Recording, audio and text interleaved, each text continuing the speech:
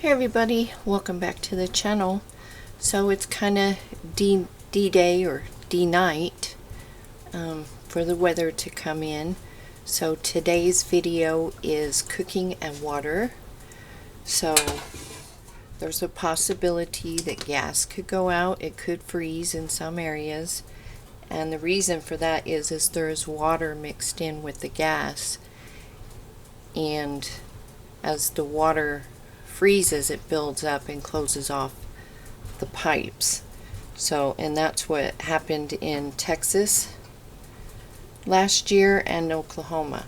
So that was the issue with the gas getting through. There's also a potential of water main breaks from pipes freezing and bursting.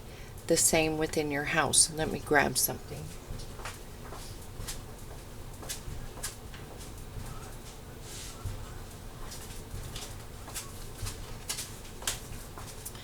For your pipes, you can get these. They're pipe heating cables.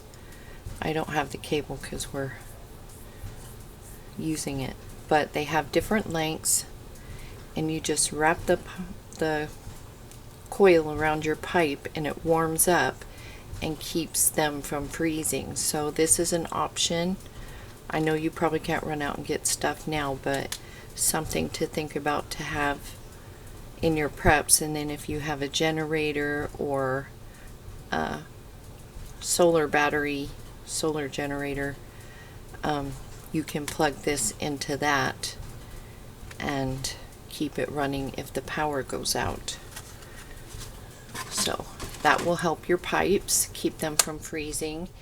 And then for cooking, you can use indoors a propane stove or a camp stove. I have the propane stove, and your propane fuel, and you want to use it in a well ventilated area.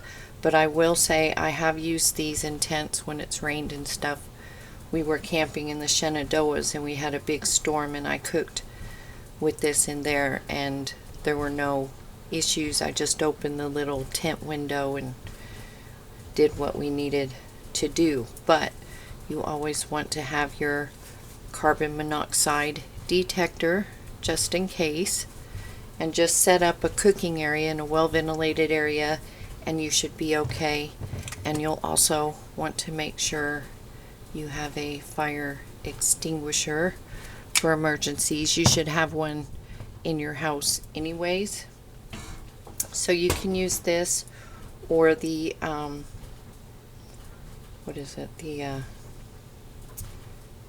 this is butane. You can use the butane or the propane. I have the butane, and then I have a propane one. The propane is what I used in the tent. And then for water, you can store water in anything. If you have dogs, I save like the vinegar bottles. I just wash them out and fill them up. If they'll hold vinegar for a long period of time, they will certainly hold water.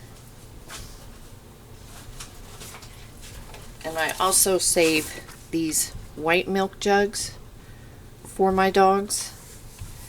And you can reuse these for short term, just to tide you over.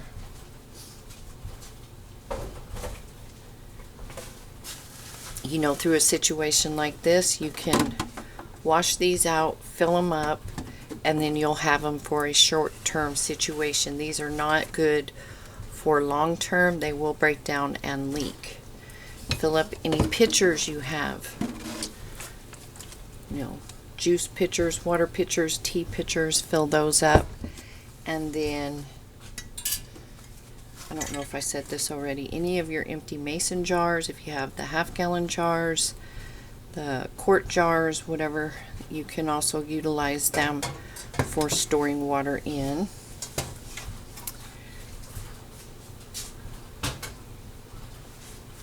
And then I have these. These are long-term storage bags. This is a 2.6 gallon 10 liter water bag, and you can fill these up for long term. And I also have the 6 gallon bags. So these are all good options for storing water, and this is a good option for long term. These are cheaper than buying the water cubes. That's why I don't buy the big water cubes. Those are very pricey. And you can actually stack these. I have some that are stacked in a closet and I have no problem. So this one could actually take more and it'll make it stand up better, and they're easy to maneuver with the handle. The 6-gallon ones get pretty darn heavy.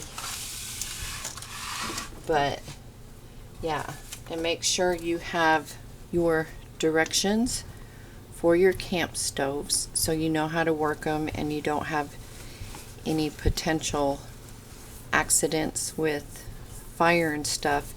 And then if you have cast iron and you have a fireplace, if you have the Dutch oven or skillets, whatever, you can cook in your fireplace. You can put soup, make stews, all kinds of stuff in your Dutch oven. Just put it like off in the corner of your fireplace and you can let that cook in there. That's another option, is pulling out the cast iron.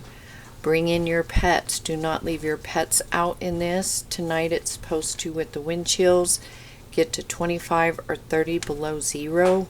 So make sure you're bringing in your pets. They will not survive that. You want to dry them off if they go out there. They're saying rain, snow combination tonight, so, or here shortly. So when they come in, make sure you dry them off. Get their paws really dried off well. You don't want any of your critters having issues in this weather either. So bring in your pets. If you have chickens and stuff, make sure they're set up for the warmth. I'm sure you've already done that. Hay, all those things. Make sure you have your cooking fuels ready and handy. Your water's all filled up. Go ahead and fill them up. I do have a water bob, but filling that up is kind of like, if I start hearing that water mains are breaking, I'll fill it up. But you kind of want notice to fill that up. Otherwise, you don't have access to your bathtub. So the water bob thing is kind of like, you need advance notice, in my opinion, on when to fill that up, because I don't want to have a gazillion gallons of water in my bathtub, nothing happen, and then I don't have access to my bathtub. We have a shower in the other bathroom, so you could use your solar shower, fill that up, have it ready to go for cleaning up, washing your hair, or whatever you need to do. Make sure you have some extra waters in your bathroom for washing, brushing your teeth, all of that stuff. So you want to cover the bathroom area. You can fill up buckets for your toilet. I'm not so sure how well that works if the pipes freeze, and make sure you open all your cabinets so the heat can get in there. Leave your faucets at a slow drip, and yeah, just do what you can with what you have. You can cook if you have water. Have all your safety items, and you should be good to go in this weather. Have all your extra blankets, close off those doorways if the power goes out, and set up a warm room. And we've got this. So I just thought I would share the cooking and the water aspect. Like I said, pull out that cast iron, utilize your fireplace if you have one. If you have a wood stove, you're even set up better. So yeah, I hope you all do well. You stay safe, you stay warm, and I will see you all in the next video.